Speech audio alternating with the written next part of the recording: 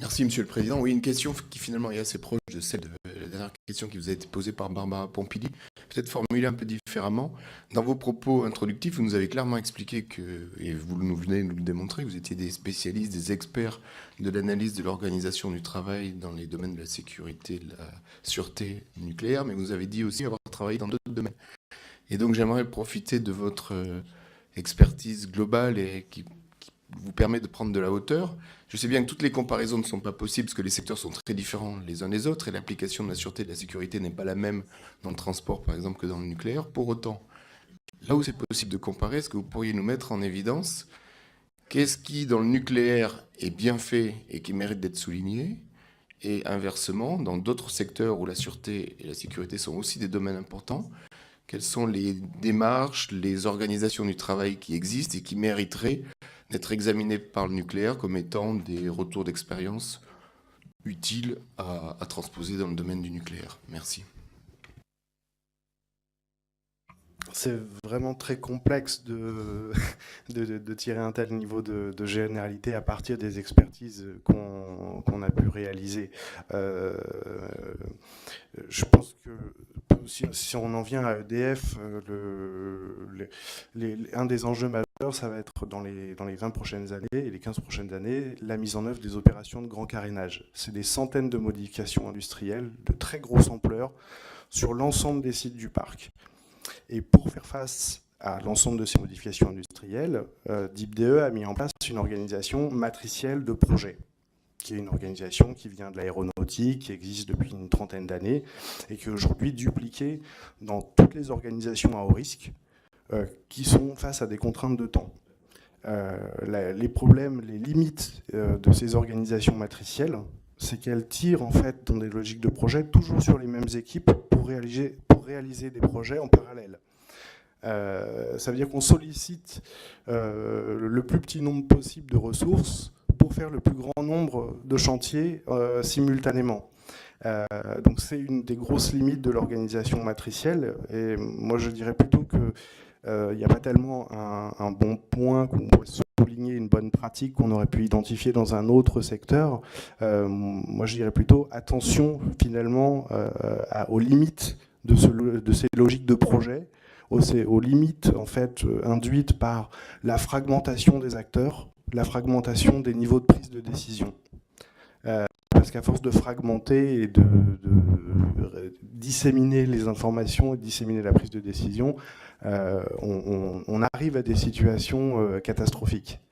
De sorte qu'on peut pertinemment aujourd'hui avoir un accident industriel de cette ampleur sous assurance qualité. C'est-à-dire un site, il va être ISO 9001 ou ISO 18001, mais il fait une catastrophe industrielle.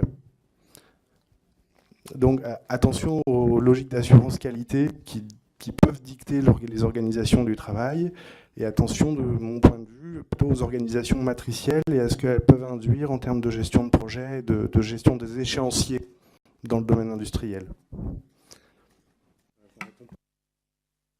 Bon, du coup, ça ne répond pas à votre question, c'est plutôt en négatif de...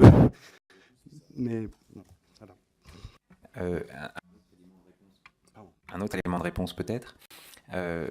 Dire ce que le nucléaire fait bien, c'est pas forcément, on n'est pas à la meilleure place puisque nous on est entre guillemets sollicités ou convoqués que quand les choses vont pas bien. Donc on n'est pas les mieux placés en quelque sorte pour dire ça, mais on peut quand même dire un certain nombre de choses. D'abord, dire qu'il y a une logique de sécurité et de sûreté, notamment sur les enjeux de redondance, on va dire aussi bien côté matériel que côté organisation, qui est très impressionnant dans le nucléaire, et qu'il ne s'agit pas pour nous de dire qu'on est à la veille d'une catastrophe et que tirer telle ou telle sonnette d'alarme, c'est pas du tout le point de vue qui est le nôtre. Donc il y a beaucoup de choses qui fonctionnent très bien dans le nucléaire. Je profite juste de la question que vous posez pour attirer l'attention sur un autre point qui nous paraît très largement sous-estimé par EDF, qui est ce qu'on appelle dans notre jargon, dans nos métiers, soit les risques psychosociaux, soit les facteurs humains et organisationnels, sur lesquels on travaille beaucoup, puisque sur les logiques d'organisation, on est souvent sur ces questions-là. Dans le domaine de l'aéronautique, la question des facteurs humains et organisationnels, c'est quelque chose qui a depuis longtemps été intégré dans les logiques de protection et de sécurité, dans les dispositifs de conduite des avions, mais aussi dans les conditions dans lesquelles les logiques de circulation des avions sont réalisées. Et c'est quelque chose sur lequel à notre échelle ou de notre point de vue, les choses sont très très en retard du côté d'EDF. Pour vous dire des choses très triviales on vient de réaliser une expertise sur le CNPE de Fessenheim, qui, comme vous le savez, devrait fermer, ou pour lequel une fermeture est envisagée, on va dire, ce qui place les agents dans des situations difficiles. L'expertise portait sur la situation dans laquelle se trouvaient les agents dans cette perspective-là. Le site de Fessenheim a un document unique, comme tous les sites, comme toutes les entreprises, un document unique d'évaluation des risques professionnels. Dans ce document, la question des risques psychosociaux n'est simplement pas abordée. Et ce n'est pas le seul site nucléaire. Il nous est arrivé sur d'autres sites de constater que les risques psychosociaux, comme c'est quelque chose de qualitatif, EDF dit qu'il ne sait pas le faire. Et donc on n'envisage pas les risques psychosociaux comme des facteurs de risque. On ne croise pas ces risques-là avec d'autres facteurs de risque.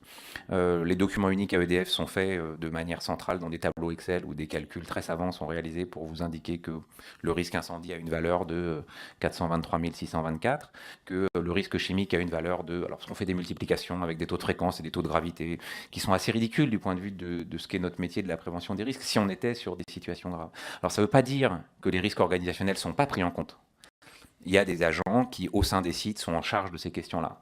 Ça veut simplement dire que d'énormes moyens sont mis en œuvre par EDF, notamment pour la prévention des risques liés au rayonnement ionisant, enfin à l'exposition des travailleurs au rayonnement ionisant. Tout ce qui tourne autour de la radioprotection est fait de façon très rigoureuse et bien meilleure en tout cas qu'il y a une quinzaine d'années par exemple aujourd'hui. Et les services de protection, de prévention des risques sont beaucoup tournés autour de ces questions.